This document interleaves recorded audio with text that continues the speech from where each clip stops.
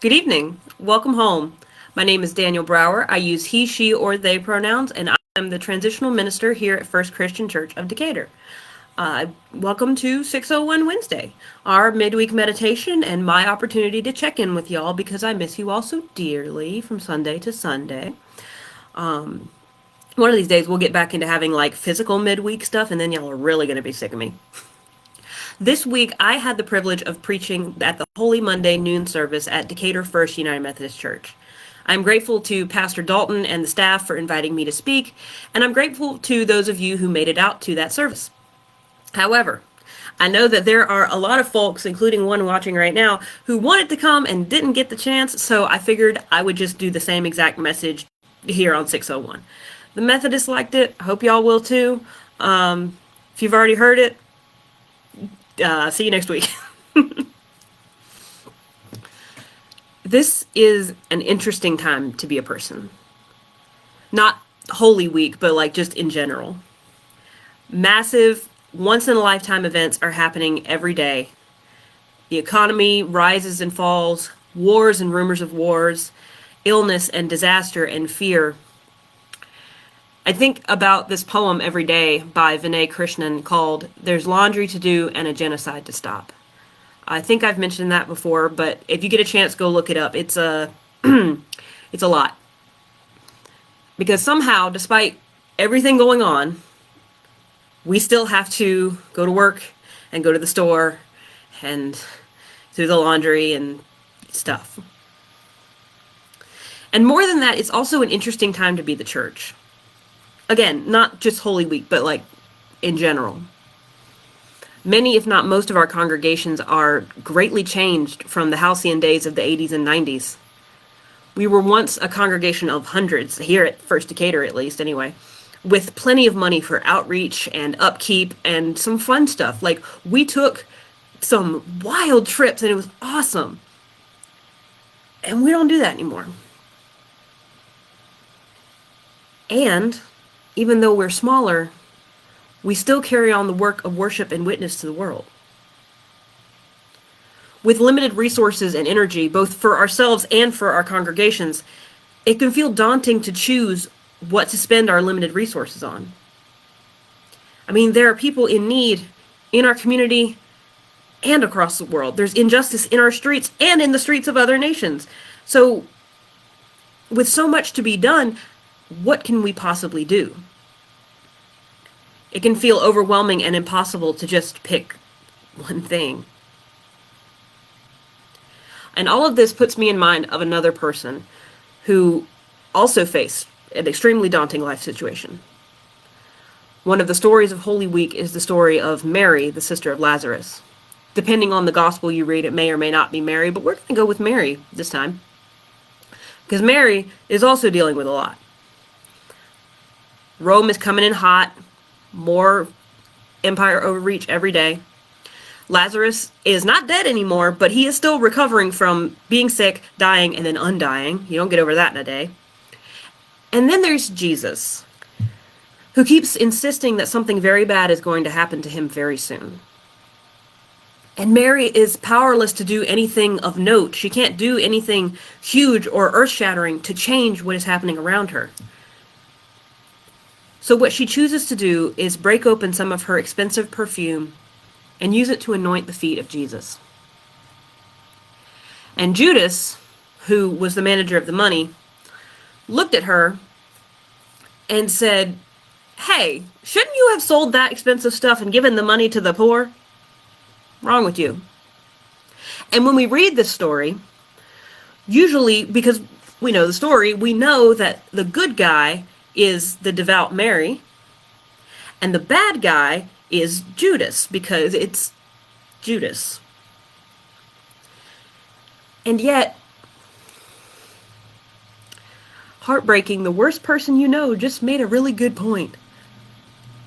Like, isn't Judas right? Aren't we supposed to do something tangible, something that matters, something that moves the arc of the universe towards justice? Like, what's the point of something as performative as washing feet or as pleasing as perfume if it doesn't actually help anybody? If you can't do something meaningful and powerful in the face of so much that is wrong, then what's the point of anything? And yet maybe he's right. And there are a lot of things that are meaningful and powerful, and not all of them are the same. Jesus calls Judas off, tells him to leave Mary alone, because Jesus knows that the time of his suffering and death is fast approaching. Nobody else knew it because they don't listen, but Jesus knows. And I would venture to say that this gesture by Mary meant a great deal to Jesus in those latter days. It may have seemed wasteful to some people, and to others it made all the difference. Yes, we definitely should be doing big things. Those of us who have privilege, who have power, who have money, should be using them to help and heal our community and our world. And privilege and power and money are not the only ways to make a difference.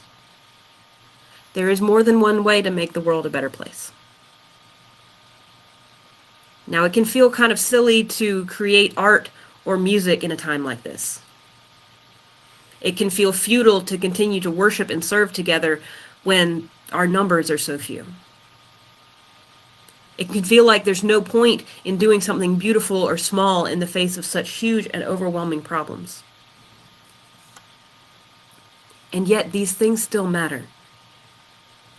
Mary's one act of sacrifice and service is one of the bright spots in this week that, yes, is holy, but it's also kind of depressing. Blessing, you're right. It helps soothe Jesus in his time of greatest need. This gentle moment of fellowship with a friend models for us the impact that even a little thing like this can have for one person and across time. Like, we're still talking about this thousands of years later. This moment and others like it, little pretty things in the midst of turmoil, remind us that we are not alone, and evil will not destroy us. Good food, good friends, good smells and sounds and textures and tastes, all of that are reminders that, as Samwise Gamgee once said, there is good in the world, and it is worth fighting for. It has been and still is a hard time. And as long as we continue to be kind to one another, to create together, to sing together, to make space for beauty in times of despair, if we continue to do that, the hard times will not overtake or destroy us. Every little bit helps, even when that little bit seems very little indeed. So the only thing you can do in the face of empire and injustice is be radically inclusive and kind. Great. Joy is an act of resistance. So there's only 30 people in our service where there used to be hundreds. Where 2 or 3 are gathered, God is there. And voices raised in worship are never wasted. On Easter, we celebrate that death does not have the last word, and that's true and necessary to say. And as we remember this small story of love in the face of despair, we celebrate that even when death approaches, we can meet it with an affirmation that small and lovely things are still important, in spite of it all, and perhaps because of it all. So I'm going to close with this story, and y'all might know this one. The Methodists didn't, and they got a kick out of it. So if you aren't aware, a while ago, our air conditioner broke. And when it broke, we're obviously like, oh, we need to fix it right away. And we got a quote, and it was a lot of money that we didn't have, still don't. And it felt really overwhelming. And at the same time that happened, our handbells needed to be tuned and refurbished, which was not like an insignificant cost, but comparatively way smaller, right? So we're at a board meeting and we're talking about these expenses, and one of our deacons spoke up against refurbishing the handbells. And he said, look, We don't even have money for the stuff that we need to fix. So why would we pay for something that is, no offense, really unnecessary when we can't even do the stuff that we need to do? And one of our elders looked at him and said, look, man, we're not going to have the money to fix the air whether we tune the handbells or not. But the encouragement and the joy that that music brings is still important, even if it's not necessary. Now, the air conditioner in the sanctuary is still broke, but we do have a heck of a handbell choir. And the music that we make speaks of a hope and a future and the life that Christ brings us through his death and resurrection. And if you would like to hear those bells and celebrate that resurrection with us this Sunday, I invite you to join us for Easter worship at 10:25. We may not be large, we may not be loud, we may not be earth-shattering, but our hearts are joyful and our doors are open to all. I just got done planning our service with my music minister, and when I tell you we are going to do it big, we are going to do it big. I'm really, really excited about it. I hope that y'all can join in with us. Thank you so much for hanging in with us tonight. I know this one was a little bit longer than normal. I usually shoot for 8 minutes, and I'm about to overshoot that by 4 or 5. But I hope you enjoyed it, and I hope it was worth it. And if you're still here and still listening, remember this. God made you special. God loves you very much. And so do I. Good night, everyone.